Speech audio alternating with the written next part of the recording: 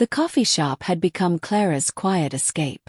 It was small, tucked between a bookstore and a florist, with old wooden chairs and a warm hum from the espresso machine.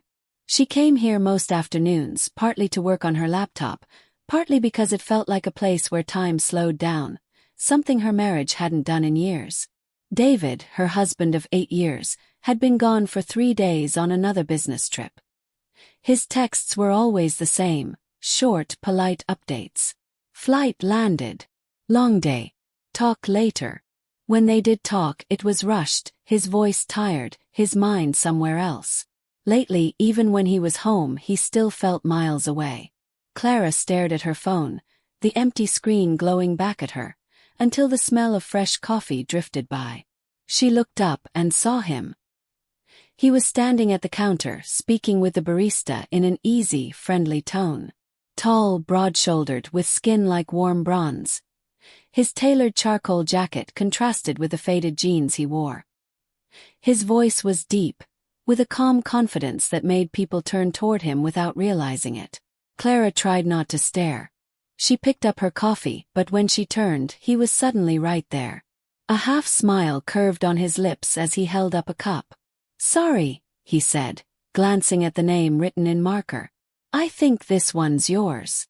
She looked at the cup in his hand. "Oh yes, it is. Thank you." Their fingers brushed as she took it. The moment was brief, but something about it left a faint spark in her chest. Over the next week she saw him again. Always at the same small table near the window, reading a hardcover book or jotting something in a worn leather notebook. Once, he nodded at her in passing. Another time, he caught her eye when she accidentally dropped her pen, picking it up before she could. "Here," he said, handing it back. "Don't want to lose that." His smile was easy, but his gaze lingered just a little too long. Her days began to bend toward those quiet encounters. She would linger a little longer over her coffee, pretending to check emails but really waiting to see if he'd walk in. She told herself it was harmless. Just curiosity. It was on a rainy Thursday when the conversation started. He had been reading a travel book, and Clara, without thinking, remarked on the photograph of a Moroccan market spread across the page. "I've always wanted to go there," she said, instantly regretting her intrusion. But he looked up, and that same half-smile appeared. "You should," he replied. "The colors, the scents. Nothing like it. Have you traveled much?" She laughed softly. "Not as much as I'd like." "Me neither," he admitted, closing his book. "But I plan to change that." They talked for 10 minutes, maybe more. About places they'd dreamed of visiting. About books that stayed with them. About the perfect cup of coffee, which they both agreed was never rushed. When she finally stood to leave, she realized she had been smiling the entire time. That evening David called. She told him about her day in the vaguest terms possible. Emails, a grocery run, nothing worth noting. She didn't mention the man at the cafe. Somehow, the conversation had felt hers. Private. A few days later, they crossed paths again. He asked her name. "Clara," she said. "Malik," he replied, offering his hand. His grip was warm, steady. From that point on, they always acknowledged each other. Shared smile. Brief exchange. Sometimes they spoke about the weather, other times about whatever book he was reading. One morning, he complimented the deep green scarf she wore. "It brings out your eyes," he said simply. Her heart gave an unexpected jolt. She wasn't sure the last time David had noticed something like that. By now, Clara was timing her visits to match when Malik was likely to be there. She didn't admit this to herself, not fully. She just found herself arriving around the same hour. Sometimes she told herself it was coincidence. Other times she didn't bother with excuses. One afternoon, she reached for the sugar at the same time he did. Their hands touched. Not a quick brush this time, but a lingering moment, neither pulling away immediately. She looked up to see his eyes on hers, a subtle curve at the corner of his lips, as if he knew exactly what he was doing. When she walked home that day, her thoughts were tangled. She told herself there was nothing wrong with enjoying a little attention. But deep down she knew it was more than that. She felt lighter, more alive. In ways she hadn't in years. That night, she lay in bed, staring at the ceiling while David's even breathing filled the room. Her phone buzzed on the nightstand, a work email she didn't bother to read. She rolled onto her side, pulling the blanket closer. Somewhere in her mind, she could still hear Malik's voice, warm and unhurried, like he had all the time in the world to listen. And for reasons she didn't want to think about too closely. She hoped she'd hear it again tomorrow. The rain came down in fine, misty sheets the following Tuesday, turning the city into a blur of umbrellas and glistening pavement. Clara hadn't planned on stopping at the cafe that day. She had a meeting scheduled and laundry waiting at home. But as she walked past, she saw him through the window. Malik sat at his usual table by the glass. His book closed for once, his gaze on the street. He looked up as she passed, and in that instant, it felt like an unspoken invitation. She pushed the door open. "You're soaked," he said with a half-smile, glancing at her damp coat. "I didn't think it would be this bad," she replied, brushing droplets from her hair. They talked longer than usual, their conversation weaving between small observations and more personal admissions. Malik told her about his move to the city, a job in design, a desire for a change of pace. Clara mentioned David's constant travel, skimming over the loneliness it left in its wake.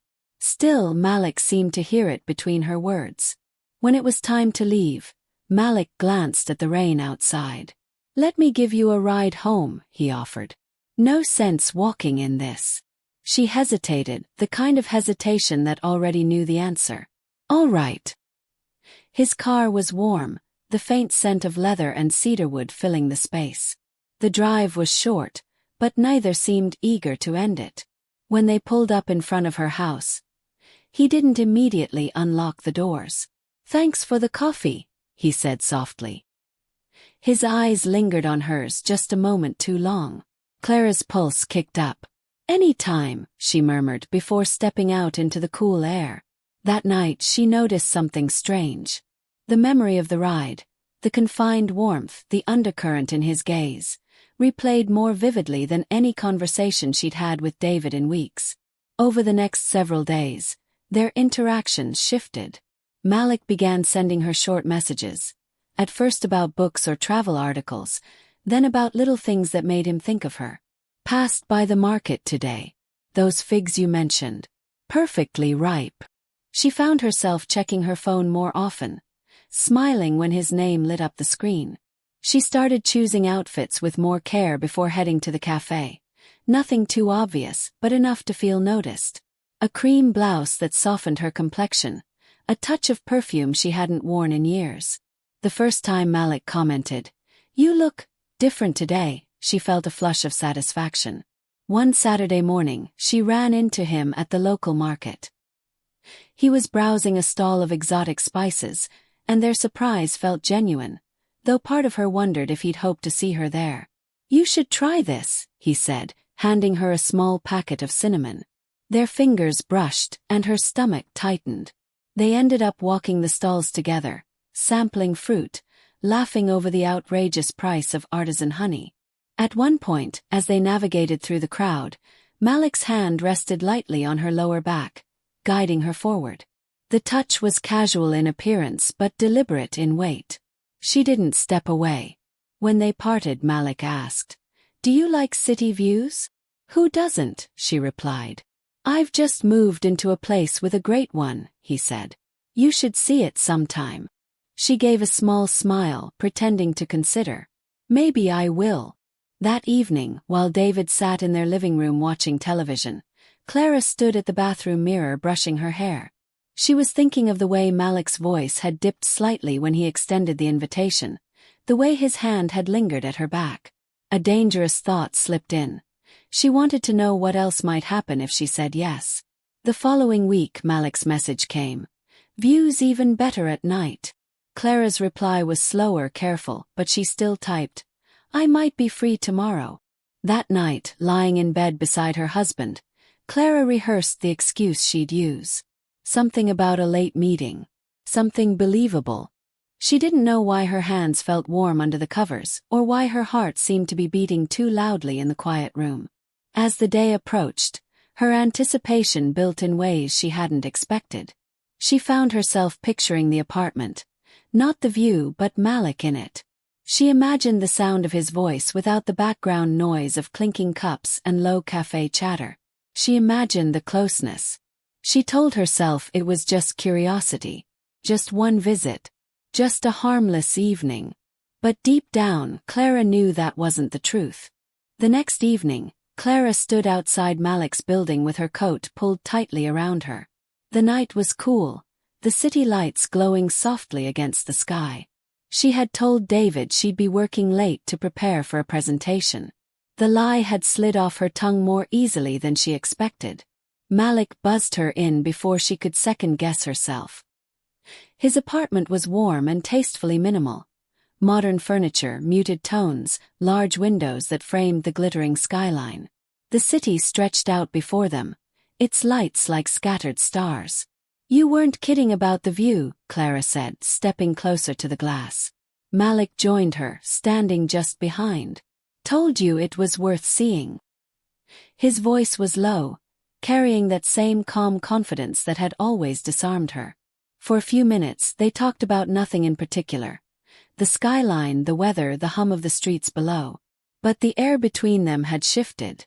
Clara could feel it, like a magnetic pull that drew her attention away from the view and toward him. When she turned, Malik was closer than she'd realized. His hand lifted, brushing a strand of hair from her cheek.